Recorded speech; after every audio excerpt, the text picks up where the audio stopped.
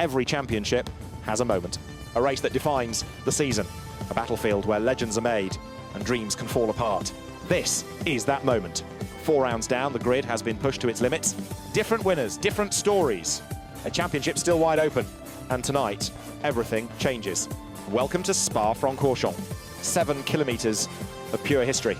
A circuit carved through the Ardennes, where speed, courage and precision collide. Welcome to the GT World Series, powered by GRDC Round 5. Our Gold Championship leader made a very rookie mistake in qualifying, hemorrhaging time before his lap even began. Trying to get a wide line to maximise the distance before the line, before putting a wheel onto the wet Silverstone grass and around it went in a clumsy fashion.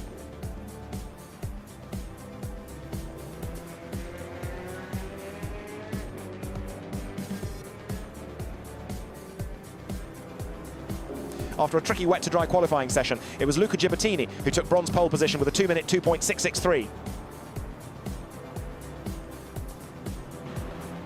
Milan van Coppenol took his first pole of the season, the Ford man setting a 2-minute 2.125. It was a strong showing for Ford in silver class, with Dean Allico lining up second on the grid. But it was Davide Fachol who took his maiden gold, and overall pole position setting a 2-minute 1.468. 45 minutes of Silverstone start now. Davide Fachol has made a demon launch and left the Mustang of Ramsey behind to fend off the charge from Mike Amade in the BMW and Chris Tedder in the Lexus. Everyone looks to have got through the tricky Copse corner safely as the field head towards the fast Maggots and Beckett section. A steady stream of GT3 cars flowing through this legendary sector. The top 3 look to be separated equally, with the Lexus of Tedder nipping at their heels and Hendrik de Vries close behind. Oh, and a mistake from Ramsey there. He almost drops it heading onto the Hangar Straight. He just misjudged the amount of grip he had as the tyres are just not up to temp. He did well not to loop that, as we see the BMW Imade sail past to take second place. Lightning reactions for Jakob Borowick to avoid the slow-reacting McLaren of Dan Birch.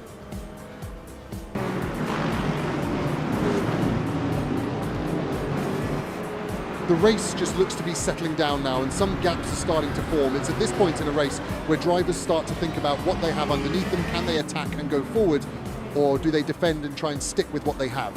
One driver who is certainly in the move forward camp is Tom Osborne. A technical issue meant he had to start from the pits, and he is looking quick and determined to move up the field and minimise any damage to his championship battle. Some lovely overtakes there. You have to be so trusting of the other driver not to chop your nose off and give up the corner. But everyone is racing smart, as they know Tom is not in their championship fight. Let him go and focus on your own race.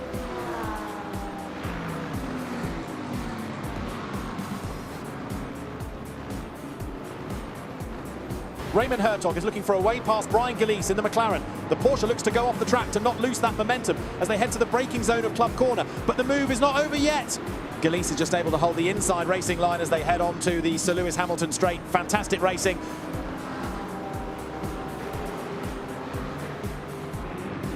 And now Hertog looks to have the run and the inside line for Abbey.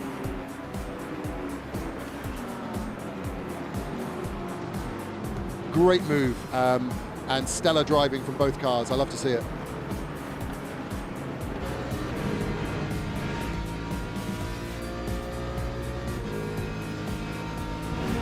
Ramsey looks to be ever close to Davide Fachol in the BMW as they head up through Abbey and Farm Curve.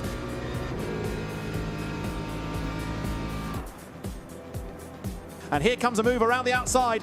He's just able to hold it there and keep his nose in for the loop.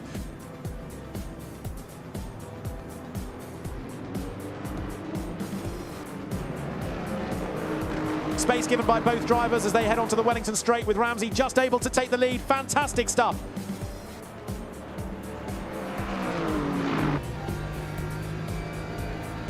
And while that was happening, Chris Tedder and Mike Imade were having a right ding-dong battle too. Chris almost making the move stick, but the BMW of Imade just able to hold the outside line of Brooklands, which then turns into the inside line of Luffield. Brilliant racing, well done. After 45 minutes of racing, it was Alastair Ramsey who took the gold class victory, with David Fachol closing him down rapidly in the last few laps to take second. In silver, it was Dan Birch who took his second victory of the season, starting third on the grid. It was a great race for the McLaren driver.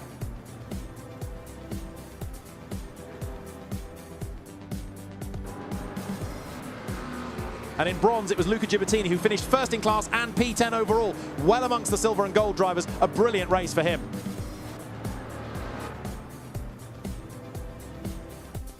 Here are the final classifications for bronze. Luca Gibertini, Jasper Allebosch and Raymond Hertog make up the bronze podium.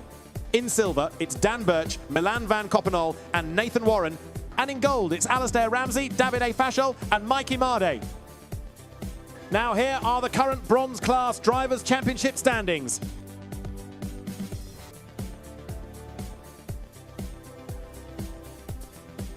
In silver, it currently looks like this with everything still to play for.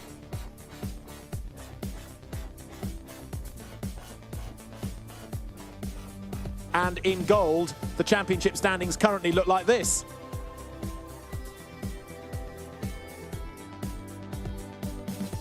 And finally, the current manufacturers' championship standings. Things are hotting up between BMW, Ford and McLaren. But now, all eyes now focus on tonight's duel. Double points mean big swings in fortune are possible. This is Spa-Francorchamps, 7 kilometres of some of the best racetrack anywhere in the world. GT3 cars and Spa are a match made in heaven. Every driver will know this track like the back of their hand, so expect close racing up and down the grid. You'll see lots of movers and shakers down at the first corner, La Source, where a good exit is paramount to prevent a challenge down the straight towards Eau Rouge and Raidillon. Probably some of the most famous corners in all of motorsport, where you can go from hero to zero in the blink of an eye. Track limit warnings or barrier are waiting for those who get it wrong. And finally, the last set of corners, the tricky chicane at the end of the long, flat-out section of track from Stavelot through to the scary Blanchimont corner. Expect big lunges and close racing here. This is 90 minutes of endurance, 90 minutes of risk, 90 minutes where every corner fights back. Conquer Eau Rouge, survive Pouhon, hold your nerve through Blanchimont. This is the centrepiece of the GT World Series, the race every driver wants to win. This is round 5, the duel in the crown.